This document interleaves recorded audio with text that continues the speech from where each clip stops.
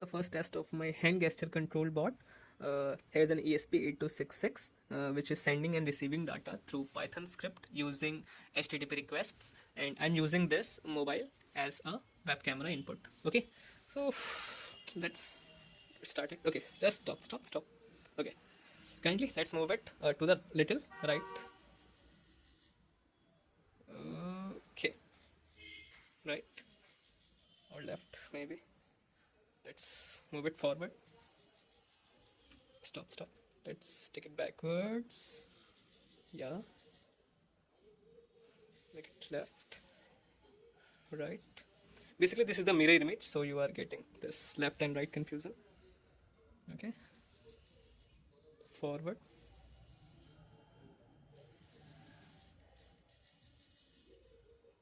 Okay. So I've drawn 4 quadrants here for left, right, backward, and forward. And wherever my index finger goes, it will move there.